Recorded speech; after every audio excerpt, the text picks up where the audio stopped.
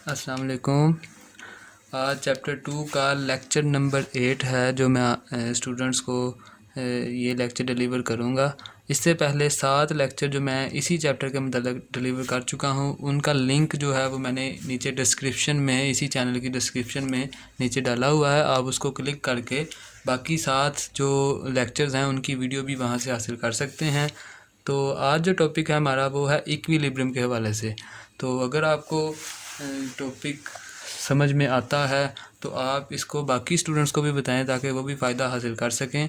और लेक्चर्स को डेली मेरी रूटीन है कि मैं इसमें डेली 2 लेक्चर्स अपलोड करता हूँ यूट्यूब के चैनल के ऊपर। तो आप इस चैनल को सब्सक्राइब करें ताकि आपके पास बर वक्त वो लेक्चर पहुँचते रहें, ताकि आप इन लेक्चर्स को सुनें और आपके कॉन्सेप्ट बेहतर से बेहतर हों। तो शुरू करते हैं। इक्विलिब्रियम। इक्विलिब्रियम क्या होता है? जैसा कि इस चैप्टर का नाम था वेक्टर्स एंड इक्विलिब्रियम। इससे पहले हमने वेक्टर्स देख लिया कि वेक्टर क्या होता है, वेक्टर क्या, इसकी डायरेक्शन कैसे होती है, मैग्नीट्यूड क्या होती है। अब देखेंगे कि इक्विलिब्रियम क्या होता है। तो इसके लिए ज़रूरी है कि आपके पहले कॉन्सेप्ट जो हैं वो स्ट्रॉन्ग हों। अगर आपके वो कॉन्सेप्ट स्ट्रॉन्ग नहीं तो आप पहले वो लेक्चर्स जो हैं जो मैंने दिए हुए हैं, पहले 7 लेक्चर्स, उनको अच्छी तरह से सुनें। तो इक्विलिब्रियम क्या होता है? ए body at rest, A body at rest और मूविंग विद यूनिफॉर्म वेलोसिटी। यानी कि इक्विलिब्रियम की 2 खसूसियात हो सकती हैं। या तो बॉडी रेस्ट की हालत में हो, यानी कि एक जगह पर खड़ी है। लेट्स सपोज ये एक बॉडी है, बॉडी ए, ये इधर ही पड़ी है, इसको ना कोई हिला रहा है ना ये मूव कर रही है, एक ही जगह पर जब ये पड़ी रहेगी तो हम कहेंगे ये एक इक्विलिब्रियम की हालत में पड़ी हुई है। ए बॉडी एट रेस्ट, दरमियान में देखें और का वर्ड आ रहा है कि ज़रूरी नहीं कि ये रेस्ट की हालत में भी हो और यूनिफॉर्म वेलोसिटी के साथ मूव भी करे। या अगर ये रेस्ट की हालत में है, या एक बॉडी है, मैं कह लेता हूँ बॉडी बी है, एक कार है, ठीक है, वो इस डायरेक्शन में या किसी भी डायरेक्शन में जा रही है, लेकिन उसकी वेलोसिटी जो है वो एक ही वेलोसिटी है कि वो अगर 25 मीटर पर सेकंड के साथ जा रही है तो वो शुरू से लेकर एंड तक 25 मीटर पर सेकंड के साथ ही जा रही है। तो इसको हम कहेंगे कि बॉडी बी जो है वो इक्विलिब्रियम की हालत में है। या एक बॉडी ए जिस तरह एक ही जगह पर पड़ी हुई है, एक ही जगह पर स्टेबल हालत में पड़ी है, इसको हम कहेंगे कि ये इक्विलिब्रियम की स्टेट में है। यानी कि 2 चीज़ें हो सकती हैं, या कि बॉडी एक ही जगह पर बिल्कुल स्टिल पड़ी रहे, वो हम कहेंगे कि ये एक इस वक्त इक्विलिब्रियम की कंडीशन में है। या दूसरी कंडीशन है कि एक बॉडी, जिस तरह मैंने बॉडी बी की एग्जांपल दी कि वो 25 मीटर पर सेकंड की वेलोसिटी से मूव करती रहे कांस्टेंट वेलोसिटी के साथ, तो उस वक़्त भी ये किस शक्ल में होगा? इक्विलिब्रियम की कंडीशन में होगा। तो डेफिनेशन इसकी यही है, बॉडी एट रेस्ट और मूविंग, मूव करे लेकिन ज़रूरी क्या है? यूनिफॉर्म वेलोसिटी के साथ। अगर वो यूनिफॉर्म वेलोसिटी के साथ मूव कर रही है तो हम कहेंगे कि ये बॉडी इक्विलिब्रियम की हालत में मौजूद है। तो अब इक्विलिब्रियम की 2 कंडीशंस हैं। जब बॉडी पहली कंडीशन को सेटिस्फाई करती है, इक्विलिब्रियम की 2 कंडीशन है। एक कंडीशन को हम कहते हैं फर्स्ट कंडीशन ऑफ इक्विलिब्रियम, एक को कहते हैं सेकंड कंडीशन ऑफ इक्विलिब्रियम। अगर बॉडी पहली कंडीशन को सेटिस्फाई करे तो हम कहते हैं इस वक्त जो बॉडी है वो लीनियर इक्विलिब्रियम, या इसका एक दूसरा नाम है ट्रांसलेशनल इक्विलिब्रियम, ट्रांसलेशनल इक्विलिब्रियम, या वो लीनियर इक्विलिब्रियम में होगी या ट्रांसलेशन इक्विलिब्रियम में होगी। वो फर्स्ट कंडीशन क्या है वो मैं आपको बताता हूँ। If vector sum of all the forces, यानी कि किसी बॉडी के ऊपर लगने वाली फोर्सेस, लेट्स सपोज ये एक बॉडी है, इसको मैं कह लेता हूँ बॉडी सी, इसके ऊपर एक फोर्स लग रही है ऊपर से नीचे, फोर्स 1। एक फोर्स इसके ऊपर लगती है राइट से लेफ़्ट, उसको मैं कह लेता हूँ फोर्स 2। एक इसके ऊपर फोर्स लगती है लेफ़्ट से राइट, उसको कह लेते हैं F3। एक इसके ऊपर फोर्स लगती है नीचे से ऊपर, इसको हम कह लेते हैं F2। तो वो कहता है कि इस बॉडी के ऊपर लगने वाली तमाम फोर्सेस, F4, इसके ऊपर लगने वाली तमाम forces acting on a body is zero. यानी कि अगर ये वाली जो फोर्स है और ये वाली जो फोर्स है, अगर ये फोर्स और ये फोर्स इक्वल हो जाएं तो ये बॉडी ना ऊपर जाएगी ना नीचे जाएगी। अगर ये F2 और F3 आपस में इक्वल हो जाएं तो ये बॉडी ना लेफ़्ट की तरफ जाएगी ना राइट की तरफ जाएगी, क्योंकि ये फोर्स और ये फोर्स अगर दोनों इक्वल हो जाएं तो ये बॉडी ना राइट जाएगी ना लेफ़्ट। अगर ये फोर्स और ये फोर्स इक्वल हो जाए तो ये बॉडी ना अप जाएगी ना डाउन। तो इसका मतलब इसके ऊपर लगने वाली ये जो F1, F2, F3 और F4 हैं, अगर इनको ऐड अप किया जाए, इनका सम जो है वो ज़ीरो आ जाए, तो हम कहेंगे कि बॉडी ने फर्स्ट कंडीशन ऑफ इक्विलिब्रियम को क्या कर लिया, सेटिस्फाई कर लिया। तो उस वक़्त क्योंकि ये बॉडी ना ऊपर जाएगी ना नीचे जाएगी ना लेफ़्ट पे जाएगी ना राइट पे जाएगी, तो उसकी उस वक़्त एक्सेलरेशन क्या होगी, ज़ीरो होगी। उसकी एक्सेलरेशन क्या होगी, ज़ीरो होगी। तो इसको देखते हैं। If vector sum of all the forces acting on a body is zero then there will be no linear acceleration. तो बॉडी के अंदर किसी किस्म की लीनियर एक्सेलरेशन नहीं होगी, यानी कि ना ऊपर नीचे दाएं बाएं कहीं किसी भी साइड पर ये नहीं जाएगी। And body is said to be in linear equilibrium या ट्रांसलेशनल इक्विलिब्रियम। तो इसको मैथमेटिकल फॉर्म में अगर हम लिखना चाहें, ये नीट वर्क है, मैथमेटिकल फॉर्म में लिखेंगे sigma F is equal to zero, यानी कि vector sum of all the forces acting on a body is equal to zero.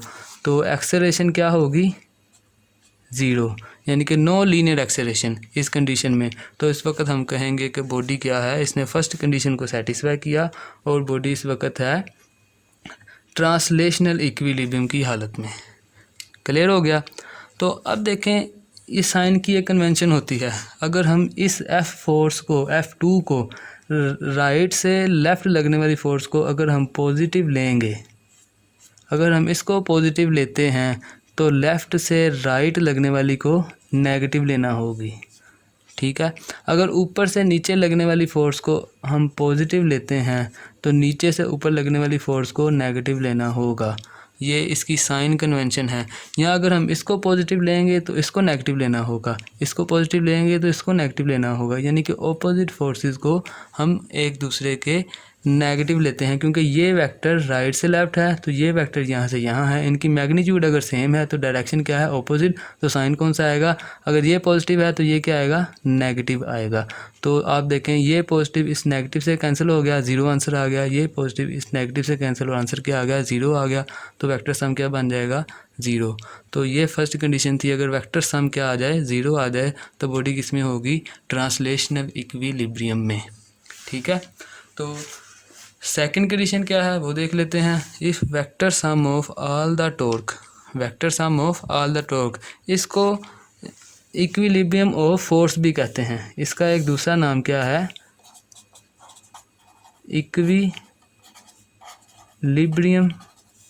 Of forces, यानी कि फोर्सेस के हवाले से ये क्या है, इक्विलिब्रियम की कंडीशन में है। तो सेकंड कंडीशन क्या है, if vector sum of all the torque, यानी कि जितना भी टॉर्क अप्लाई किया जा रहा है एक बॉडी के ऊपर, एक बॉडी हम ले लेते हैं, टॉर्क जिधर भी आता है इसका मतलब कोई रोटेशनल बॉडी घूमने वाली है। तो लेट्स सपोज एक फोर्स इसके ऊपर ये लग रही है, इसको F1 कह लेते हैं। एक फोर्स इसके ऊपर ये लग रही है, इसको F2 कह लेते हैं। तो जब ये फोर्स इसके ऊपर लगेगी, ये फोर्स इसके, तो ये क्या करेगी, घूमना शुरू हो जाएगी। अगर इसके ऊपर टॉर्क लगें तो तमाम के तमाम टॉर्क जब उनको ऐड अप किया जाए तो उसका आंसर ज़ीरो आ जाए, यानी कि इधर से भी एक फ़ोर्स लग जाए और एक फ़ोर्स इधर से भी लग जाए। तो ये अगर ये फ़ोर्स और ये फ़ोर्स ना होती तो ये फ़ोर्स ने इसको इधर घुमाना था, इसने इस बॉडी को इधर को घुमाना था, इस बॉडी डी को। लेकिन अगर ये और ये आपस में अपोजिट आ जाए, ये और ये आपस में अपोजिट आ जाए, तो ये बॉडी रोटेट नहीं करेगी। तो इसका क्या मतलब है, if vector sum of all the torque acting on a body is zero then there will be no angular acceleration. फिर उसमें एंगुलर एक्सेलरेशन नहीं होगी, उसमें लीनियर एक्सेलरेशन थी, इसमें एंगुलर एक्सेलरेशन। यानी कि vector sum of all the torque is equal to, अगर ज़ीरो आ जाए और उस वक़्त एंगुलर एक्सेलरेशन क्या होगी, ज़ीरो होगी, तो इस वक्त हम कहेंगे कि जो बॉडी है वो है इन रोटेशनल इक्विलिब्रियम। इस वक्त जो बॉडी होगी इसको हम कहेंगे कि ये इस वक्त रोटेशनल इक्विलिब्रियम की हालत में है। यानी कि अगर फर्स्ट कंडीशन को सेटिस्फाई करे तो ये ट्रांसलेशनल इक्विलिब्रियम में होगी। अगर vector sum of torque is equal to 0 आ जाए तो हम कहेंगे इसने सेकंड कंडीशन को सेटिस्फाई किया, तो इसकी जो इक्विलिब्रियम होगा इसको हम कहेंगे रोटेशनल इक्विलिब्रियम। क्लियर हो गया। तो इस वाली सेकंड कंडीशन को ओबे करने वाली जो इक्विलिब्रियम है इसको हम कहते हैं इक्विलिब्रियम ऑफ टॉर्क्स। इसको हम इक्विलिब्रियम ऑफ टॉर्क्स भी कहते हैं, क्योंकि यानी कि ये टॉर्क के हवाले से क्या है, इक्विलिब्रियम में है, ये फोर्स के हवाले से इक्विलिब्रियम में है, इसलिए इसको इक्विलिब्रियम ऑफ फोर्सेस और इसको इक्विलिब्रियम ऑफ टॉर्क्स भी कहते हैं। इसके अलावा इक्विलिब्रियम की 2 कंडीशन और भी हैं। कंडीशन नहीं, उसको आप टाइप्स कह लें। A body at rest is said to be in static equilibrium. जैसा कि मैंने कहा कि अगर बॉडी रेस्ट की हालत में हो, जैसा कि ये बॉडी ए है, ये कहीं भी नहीं जा रही, एक ही जगह पर रुकी हुई है, तो इसको हम कहेंगे ये बॉडी जो है ये स्टैटिक इक्विलिब्रियम की हालत में है। तो ये तीसरी डेफिनेशन हो गई। और डायनामिक इक्विलिब्रियम क्या होता है? A body moving with uniform velocity.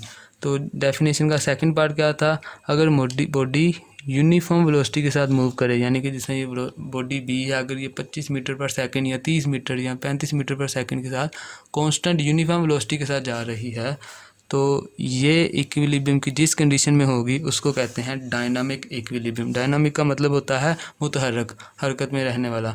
यानी कि ये बॉडी मूव भी कर रही है क्योंकि इसकी वेलोसिटी कांस्टेंट है, तो एक्सेलरेशन में चेंज नहीं आ रहा, तो लीनियर एक्सेलरेशन में चेंज बिल्कुल भी कोई नहीं आ रहा, तो इसको हम कहेंगे डायनामिक इक्विलिब्रियम। और अगर बॉडी रेस्ट की हालत में हो तो उसको हम कहेंगे स्टैटिक इक्विलिब्रियम।